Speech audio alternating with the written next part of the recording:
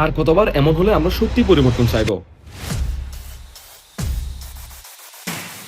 প্রতি বছরই তো আমরা একই ধরনের খবর শুনি। ড্রাইভার নিজেই স্ট্রোক করে মারা গেছে। পানি নিচে থাকার কারণে আমার গায়ের উপরে প্রায় 12-13 জন পড়ছে। আমি হচ্ছে বাসে সবার পিছনে ছিলাম। পিছনের সাইডে আরো 2-3টা বাচ্চা ছিল ছোট ছোট। দুর্ঘটনা, মৃত্যু, তারপর কিছুদিন আলোচনা, এরপর আবারও সবকিছু আগেরই মতো হয়ে যায়। ঈদের দিন মানুষ যখন বাড়ি ফেরে ভালোবাসা নিয়ে, অপেক্ষা নিয়ে, ঠিক তখনই একটা বাস ধীরে ধীরে উঠছিল দৌলতদিয়া ফেরিতে। কেউ বুঝতেই পারেনি ঠিক কয়েক সেকেন্ড পর এই বাসটি তলিয়ে যেতে যাচ্ছে পদ্মার গভীর অন্ধকারে, আর বাসের ভেতরে থাকা মানুষগুলো হারিয়ে যাবে চিরতরে। সালাম আলাইকুম, আপনারা দেখছেন professor of principal YouTube channel, আর আপনাদের সাথে আমি আছি মোহাম্মদ আব্দুল্লাহ আল আনাস। আজকের ভিডিওতে আমরা স্টেপ বাই স্টেপ জানবো কিভাবে দৌলতদিয়া ফেরিতে এই দুর্ঘটনা ঘটলো, ঠিক কোন মুহূর্তে পরিস্থিতি নিয়ন্ত্রণের বাইরে চলে গেল, আর কেন এই ঘটনাটা একটা শুধু দুর্ঘটনা নয়, বরং এটি একটি সিস্টেম ফেলিওরের উদাহরণ।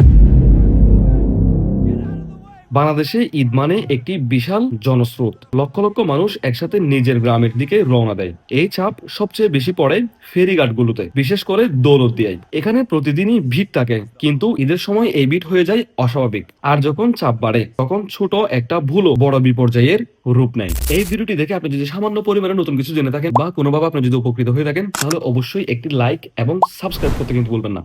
আমরা এই ভিডিওগুলো করতে অনেক অনেক বেশি কষ্ট করি। আপনাদের একটা লাইক, একটা কমেন্ট আমাদেরকে অনেক বেশি উৎসাহিত করে। তবে চলেন পরের অংশে যাওয়া যাক। চ্যাপ্টার 2, দুর্ঘটনার আগের মুহূর্ত। সেদিনও ঠিক পরিস্থিতি এমনই ছিল। গাড়ির লম্বা লাইন, হর্ন, তাড়াহুড়া, সবকিছুতে যেন একটা শব্দদূষণের কোলাহল। সবাই চাচ্ছে যত দ্রুত সম্ভব বাড়ি ফিরতে, এবং সবাই চাচ্ছে ফেরিতে তাড়াতাড়ি উঠে নিজ নিজ গন্তব্যে পৌঁছাতে। এই বিশৃঙ্খলার মাঝে একটি যাত্রীবাহী বাস ধীরে ধীরে ফেরিতে উঠছিল, কিন্তু ঠিক এই মুহূর্তেই করতে যাচ্ছে সেই ভুল, যে ভুলের জন্য কেউই প্রস্তুত ছিল না। হঠাৎ বাসটি নিয়ন্ত্রণ হারায়। চালক ব্রেক করে, কিন্তু গাড়ি থামে না। পেছনে চাপ, সামনে কিন্তু ফাঁকা ছিল।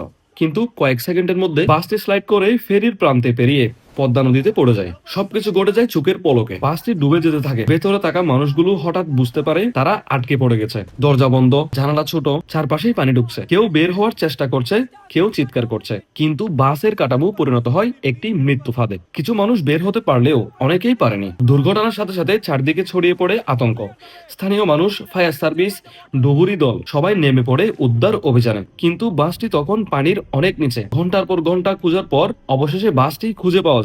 এরপর শুরু হয় উদ্ধার, যেখানে প্রতিটি মুহূর্ত একটা করে সত্য সামনে নিয়ে আসে। এখন আসি সবচেয়ে গুরুত্বপূর্ণ অংশে। এই দুর্ঘটনা কেন ঘটলো? প্রথমত, অতিরিক্ত চাপ। ঈদের সময় সিস্টেমের উপর এত চাপ থাকে যে ছোট ভুলও বড় হয়ে যায়।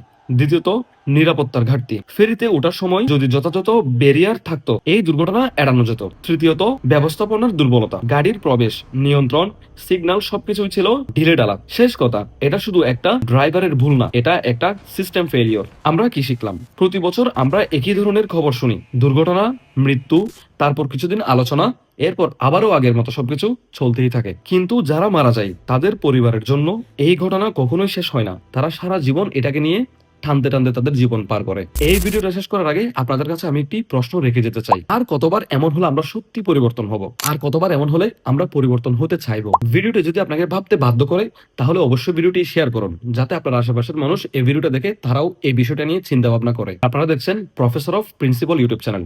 আজ এ পর্যন্ত। দেখা হবে আবার নতুন কোনো একটি ইন্টারেস্টিং ভিডিও নিয়ে। ধন্যবাদ সবাইকে। সালাম আলাইকুম।